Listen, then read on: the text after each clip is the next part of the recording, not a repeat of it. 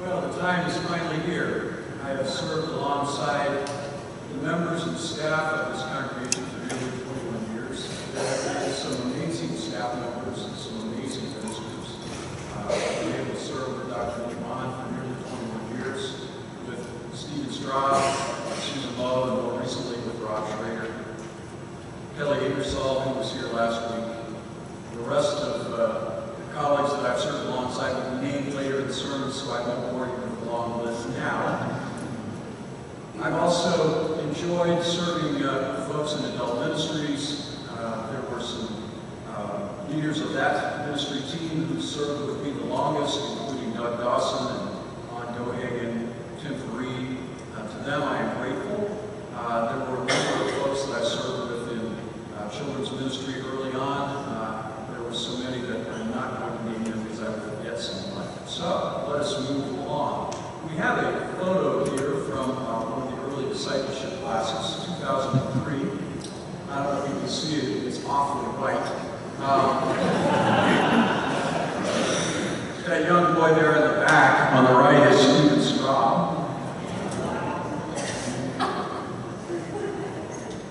There's a few others you might recognize, but I won't go through the list.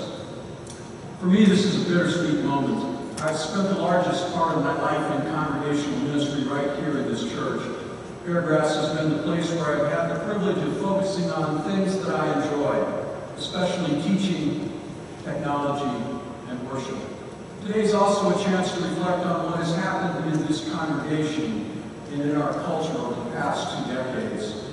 In 1998, when I arrived, Bill Clinton was president, and 9/11 was not imaginable.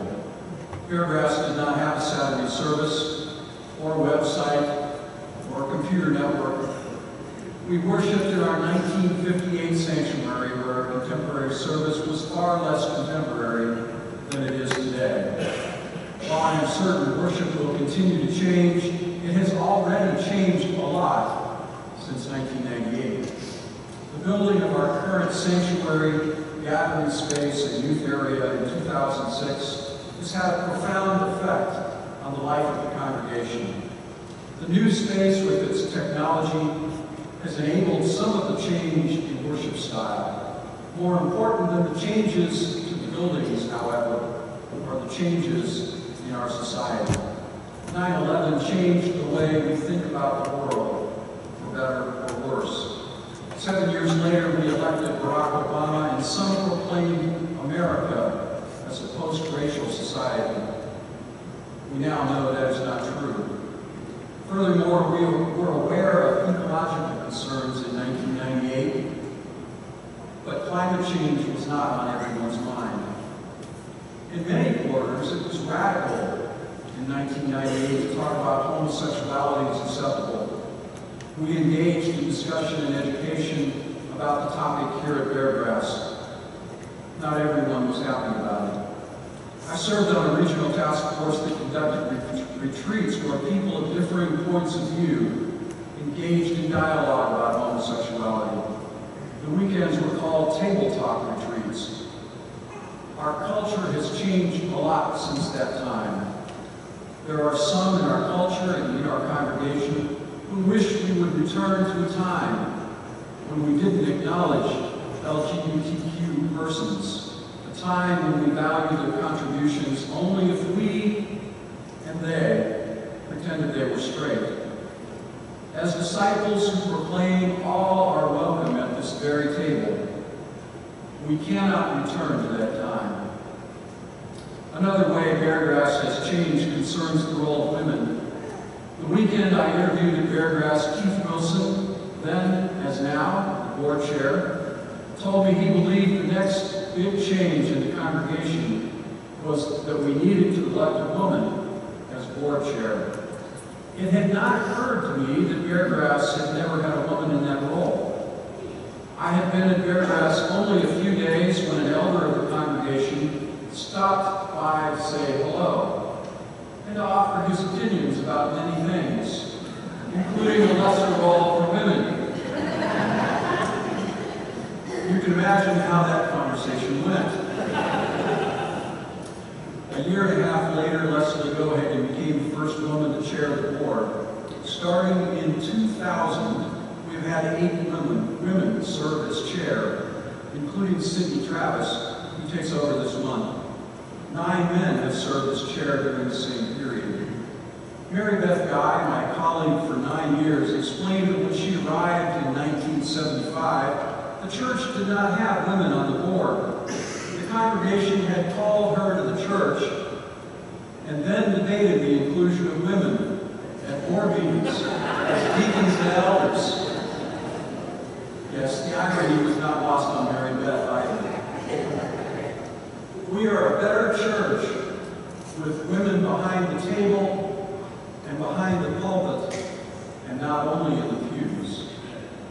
And we are a better congregation with women clergy like Mary Beth, Kathy Palin, Julie Richardson, who was here today, Kelly Dick, Tiffany DeTane, and Susan Lowe. We must continue to be a leader in being radically inclusive. As you know, I have another passion, the Hebrew Bible. So let's talk about today's scripture. The 9 verses of the scripture reading tell only part of the story. Elijah was a 9th century prophet to the northern kingdom of Israel nearly 3,000 years ago. He announced the word of the Lord, and in so doing, he challenged the power structure in Israel. The most important king of Israel was on the throne, Ahab.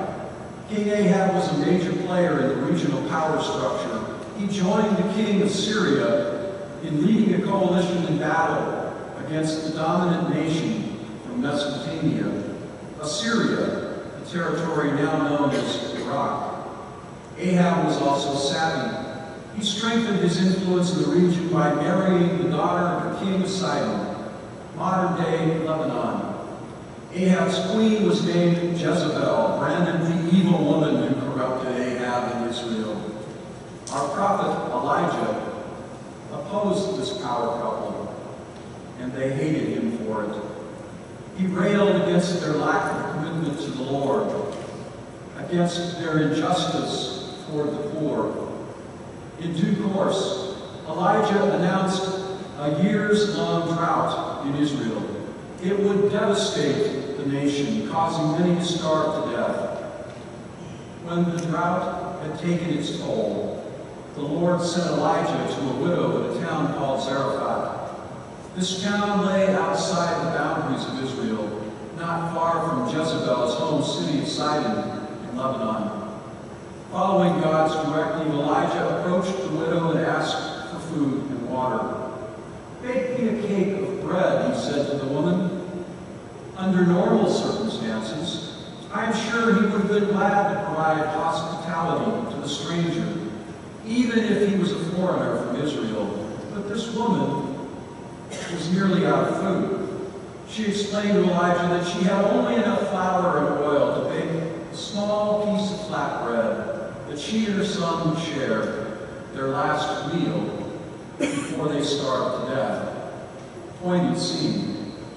The always audacious Elijah told her it was okay, that she should first bake him a cake of bread, and afterwards she could make bread to feed herself and her son. If she would do this on faith, Elijah said, God would ensure that the flour jar and the oil jug would not be lacking until the day God sent rain to break the famine. What would you do? I watched The Lord of the Flies a few months ago with Karen. She had read the book but had never seen the movie. I had not seen it since high school. Spoiler alert, schoolboys marooned on an island can do awful things to each other. They were willing to kill other boys as they struggled to survive and to decide who would lead them. As disturbing as The Lord of the Flies was in its time, it had nothing on Hunger Games.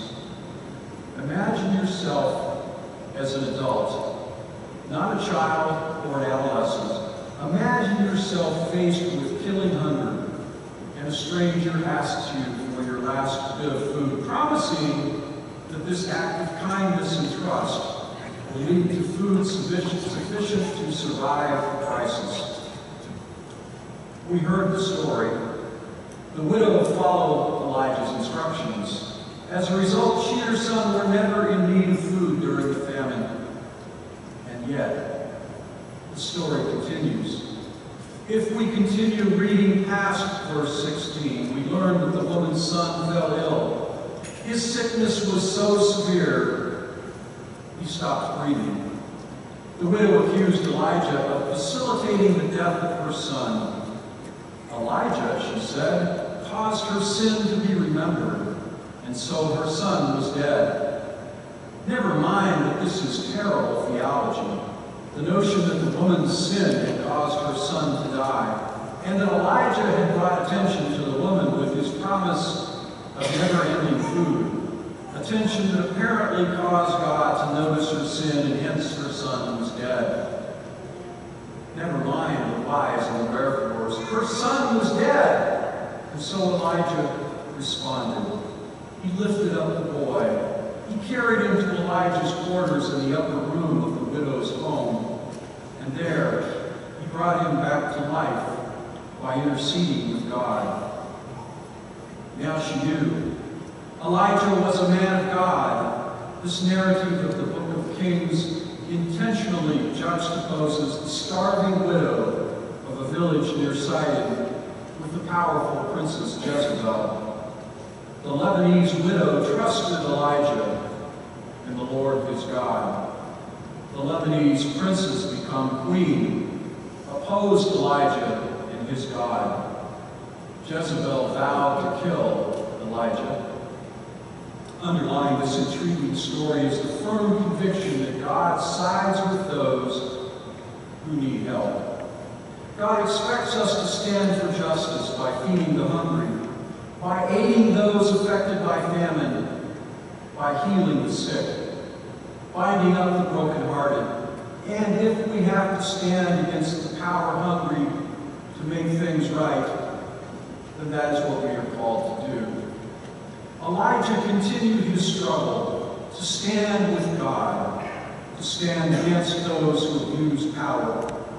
Before Elijah ascended to heaven in a chariot of fire, he passed on his role to the prophet Elisha. More symbolism. Chariots were advanced weapons of war in the 9th century BCE. King Ahab used them to engage in battle. God used a supernatural chariot to bring his prophet home. Elisha went on to engage in the same type of ministry. He too raised a widow's son from death. He too saw to it that the people were fed. The Gospels model their stories of Jesus after those of Elisha and Elijah. The miracles of healing, raising children from death, the concern for the marginalized, and making sure the powers do not crush the poor. These show up in the Gospels.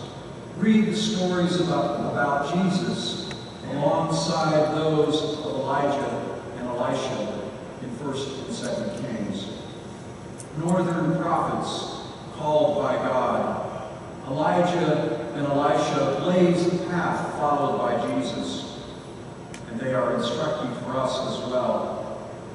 Beargrass has always been a religious community of substance in St. Matthew's.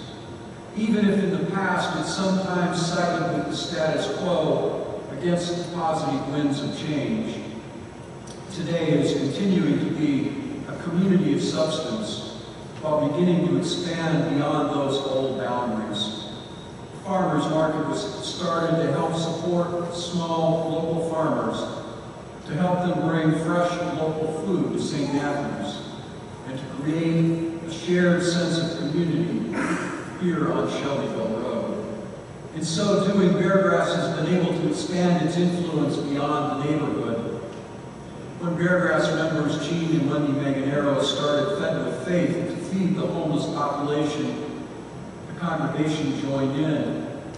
We have offered kitchen space, monetary aid, and volunteers to join with the mission of Fed with Faith.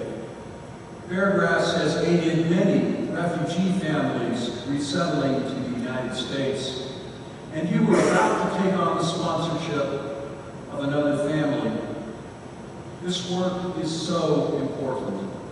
It is leading by example, an example that makes a difference in the lives of families leaving difficult situations and needing a helping hand to get started in America. The congregation is about to send aid to Hope for Tomorrow, the Guatemalan children's home where we have sent so many mission teams. The home had a financial drought in May. Like Elijah, this congregation is helping to care for the orphaned. I am so proud of this congregation and all that it has done to welcome God's reign in St. Matthew's, in Greater Louisville, and throughout the world. I have named some of the reasons, but there are many more, too many to name, of causes that Beargrass is engaged in. And you are taking steps to prepare for the next generation of leadership. As those of us who have served here for many years are preparing not only to call new leaders, but to affirm and strengthen your ministry for a new generation. The world needs you. The reign of God is at hand. Pray with me. God of Elijah and the nameless widow, God of Jesus and Mary Magdalene, be with this congregation as it lives out its life for your people, seeking to serve those in need, to welcome the stranger, to stand for hope and justice and inclusion around your table of